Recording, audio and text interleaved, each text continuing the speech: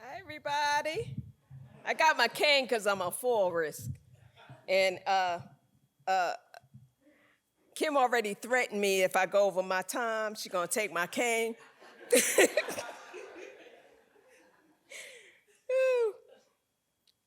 April 6, 2006. I will never forget that date because that date my whole life changed. That date will forever go down as a part of the history of Audra. Before I start that, I'm going to tell y'all I'm claustrophobic. Keep that in mind. April, I, did I mention April 6, 2006? Yeah. I had to go to work that day, and I was only working on 3.5, 4 hours of sleep. So I had to rely on my alarm clock to wake me up. So woke up, alarm clock went off, woke up real fast, jumped up, double vision. I jumped back down because I didn't want to see what I saw again. But I hit that snooze button. It's like 9 minutes between snoozes. I hit it twice, so it was 18 minutes. This time I got up after the 18 minutes. I got up slowly this time. I ain't jump up. I looked around the room. Double vision was gone. So like, oh girl, you need some rest.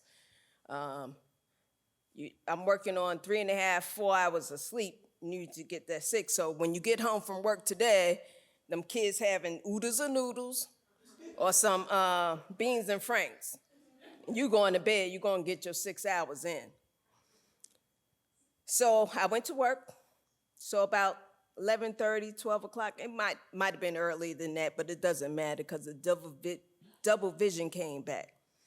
I'm at work, and no matter what I did, I couldn't shake it. I tried to blink real hard, tried to get me some rest, but I couldn't. I'm at work.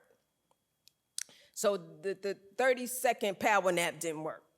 So I called my doctor, and at that time, I had a good relationship with my doctor. I could call her on the phone. She retired, but that's neither here nor there. So she said, well, Audra, she said, I'm not in the office today. I'm on call, but my colleague's in the office, so I'm gonna give him a call. You go see him. So I went to see him in the office, and mind you, I already have double vision. I told you, right? So I had to drive down the street like this, because I couldn't see. Because if I did like this, catastrophe. So you never know who you're driving with on the road. Never know. Y'all cut that, what is it when you driving and you getting irate with somebody because they passed you or cut in front of you, your road rage. There you go. Don't do it. So I went to my doctor told me, she said, well, go see my colleague and I'm gonna stay with you for, the duration because you don't normally call me. I know if you have double vision, there's something wrong, right? It's double vision, there's something wrong. So I went to the office, and you know how people give you little, the body language and the facial expression. I'm good at facial expressions, mind you. Yeah, you tell everything I'm thinking by my facial expression. So I went into the office to see him, and he says, well, Miss Moses, what brings you in today? I told him. He acted like he didn't really believe me. He said, well, how many fingers I got up? I said, 4. So you know how people look at you like, yeah, right. Okay, well, how many I got up now? I said, 6. I said, look, this way I see 3. That way I see 3. This way I see 6. So he got up and left the room. So I guess he believed me now, right? So he came back, he said, oh, Miss Moses, I want you to go to the hospital. I got you set up to take an MRI. I didn't know what MRI was. Didn't know, but I found out when I went to the hospital. I looked down, it's a tunnel tube. That's what it looked like to me. even though I saw two of them, but it was one. It was a tunnel tube. So I said, there's no way I'm going to get in that tunnel tube without my higher power. So I went into prayer mode. I prayed, because it was the only way I was going to get in that tunnel tube was from my Lord, right? But I got in a tunnel tube. I had to stay in that tunnel tube half hour. So in that tunnel tube, I think I prayed the whole 30 minutes because I had to stay in there 30 minutes. Anybody ever had an MRI? Not pretty. All that loud noise, not pretty. So I was able to get in that tunnel tube only because of prayer. So if anybody says prayer don't change things, you need to call Audra Moses, because I know. I'm a witness.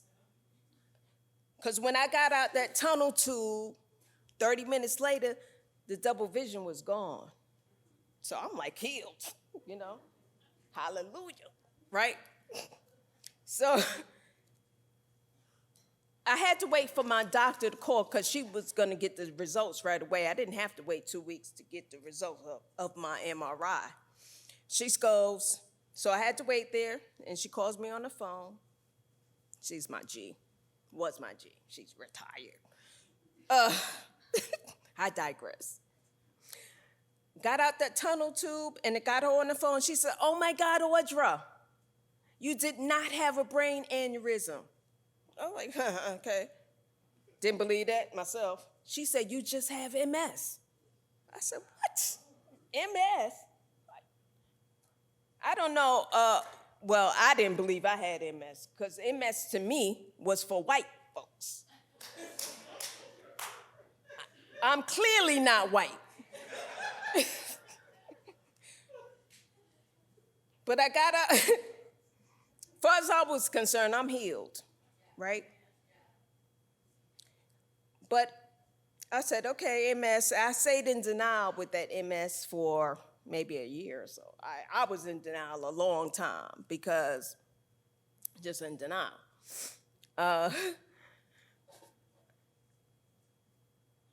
When I got out that denial stage, because I passed every MS test with flying colors. I was a valedictorian of MS, okay? So I got out I started taking MS medication when I realized, okay, yeah, I passed every test with flying colors. I got MS, okay. I got on medication, and if you know, medication for MS is needles. So you take needles every day or once a week or whichever medication you're on. But I tried several of them, but none of them worked for me. They all made me sick. So I said, nuh-uh, I got this disease. I'm not going to take medication makes me sicker. No.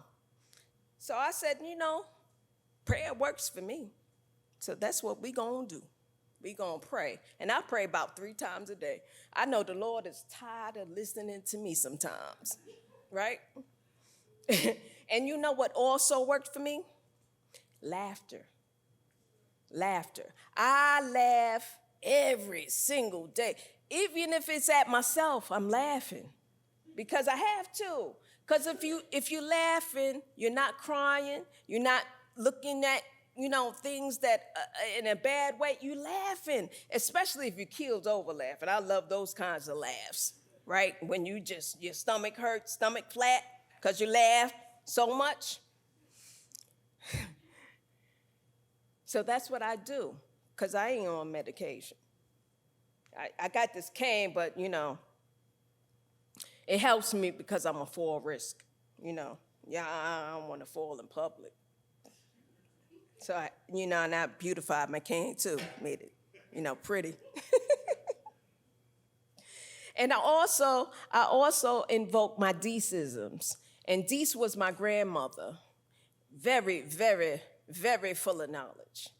She used to say stuff to us all the time. She used to say stuff like, you were born to die. I said, did y'all hear what Grandma said? She kind of cray-cray. I'm 8 years old. I ain't dying. She always told the truth, always, invoke my ancestors every day. And always, listen, let me see how much time I got, because Kim already threatened me. She, and I don't need her to take my cane because I need this cane. So what I want to add to my deism, because you were born to die. You were born to die, it's true. But why not go out laughing? Why not? Because if you laugh and you ain't crying, right? It feels good to laugh, don't it? It feels good to laugh. So, and another date that's going down in the history of Audra is April 22nd, 2023, because it's the first time, I'm going to cry, I shared publicly about my disease. So thank y'all. Thank y'all for letting me share.